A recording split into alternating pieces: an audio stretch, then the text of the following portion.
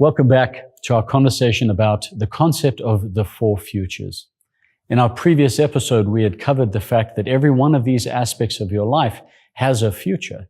Some are positive and should be leveraged and enhanced, and some are not as positive and need to either have the decline arrested or the outcome completely reversed. The point is, we want to reach into the future and grab those experiences, whether it's you crossing the finish line on a triathlon, or having a hard conversation with a spouse, or letting an employee go, and pull those things into the present and allow those insights, those extrapolated endpoints to guide your actions today. It's a simple point. The whole premise of the four futures or four quadrants of our lives that we can measure, that cover every domain of what we do, is certainly not new. You may be familiar with some other version of it. I touched in the previous episode that I came to this while teaching jiu-jitsu students. At the time, I was insistent that we needed 20 minutes each day to cover each one of these different areas. I had different names for them back then, and over time, I've come to work the project and the principle out a little more clearly. It turns out there's other iterations of it out there too. I remember learning fairly recently of an old, more evangelical doctrine, I believe it emerged in the early 2000s, about faith, family, finance, and fitness. My friend Sean Whalen has a similar version about the core four. So the idea is not new. But what I want to do is to share that with you as they are practical and applicable in my own lives and those of my private clients. Without a doubt, the four futures have made the biggest and continue to make the biggest impact on every aspect of my life. Now, on the surface, this looks like a lot to bite off. One more thing for your already too lengthy to-do list. What I hope to make very clear with you today and in the series of these videos is that it's just the opposite. These actions can be broken down to tiny, measurable inputs every day. And that's the power of it. We spend the vast bulk of our lives putting delight off into the future because we judge ourselves by the successes as yet to be achieved. Friends, what we're doing is we are disconnecting, we're paying too much attention to the outcomes and not on the inputs. The foundational principle of the four futures is to control the inputs. Now, there's a bonus to this way of operating, which is that it is in inputs that we actually judge ourselves. The outside world may judge us by the cars we drive or the suitably appropriately beautiful spouse. But really, at the end of the day, when you lie down and put your head on the pillow, you know that what you're holding out for is self-respect. Have you shown up in the way that you wanted to today, to bring whatever it is that you have to share with the world to bear?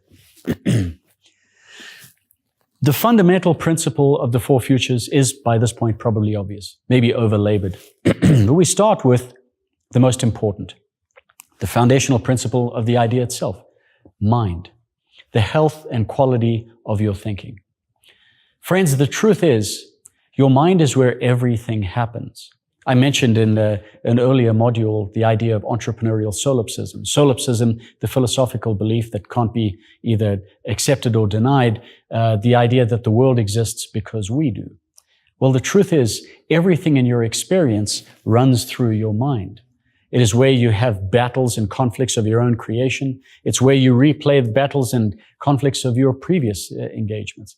It is where your future business lives and where all of your past mistakes reside too. Your mind is all you have. It's all you have. And if there is anything we can add to it, it is time. Time and the quality of your attention will dictate every aspect of your life and your experience.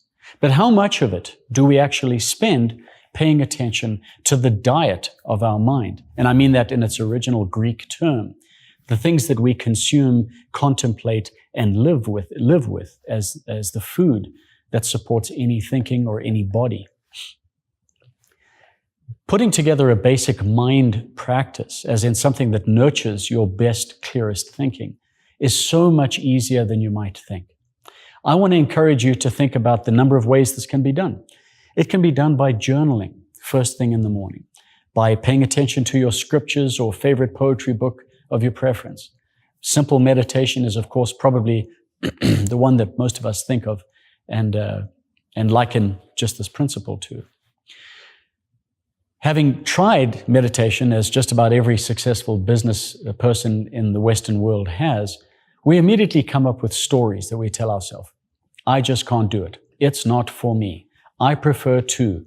Running is my, what have you. This idea that meditation can show up a number of different ways. I would suggest that it rarely can't, but a meditative level of mindfulness certainly can. In Japanese, there's the principle of satori, which is complete presence. I am a student of and teacher of a sport called Brazilian Jiu-Jitsu. You wouldn't think so, given that I can't pronounce it. Brazilian Jiu-Jitsu. And one of the things that I know from personal experience is that when I have a 220-pound wrestler sitting on top of me, trying to choke me out, I am in absolute satori.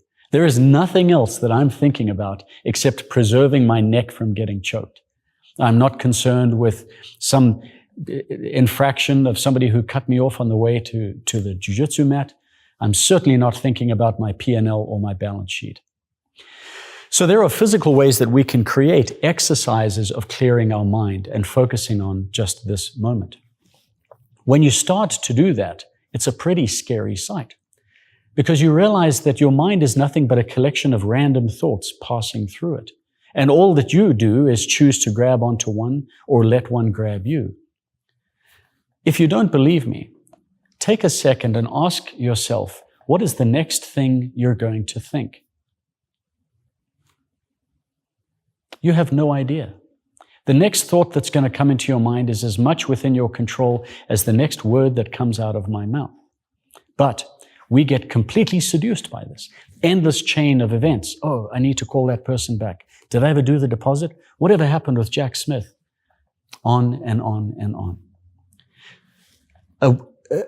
A practice of mindfulness brought into your day has the power to fundamentally change the way that you see your day-to-day actions and interactions.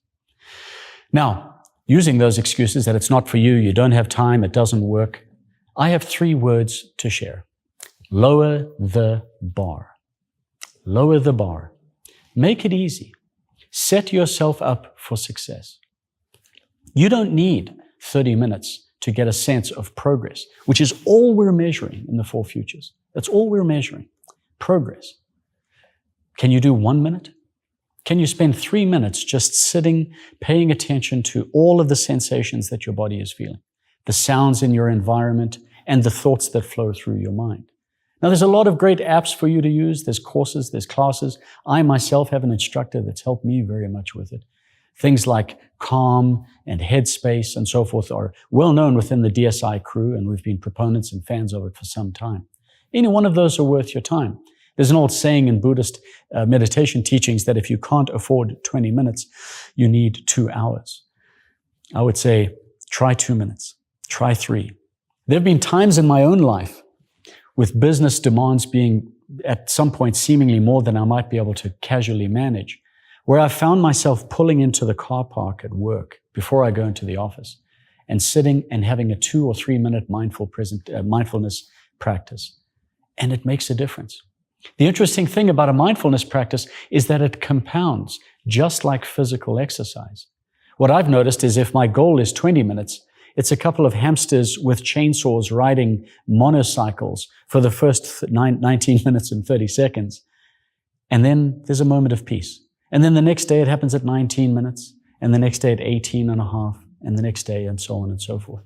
And sure enough, if I miss a few days, I'm right back to the same gerbil on a wheel or hamsters with chainsaws riding motorcycles in my mind. Some craziness that I have no control over.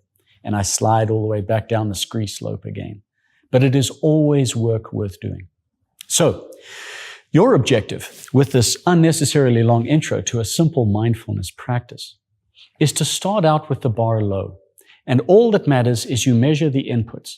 Did I spend 3 minutes today sitting in complete attention, with complete attention, in peace, paying attention to my physical experience? Start there. There's better instructors out there than I am, that's for sure.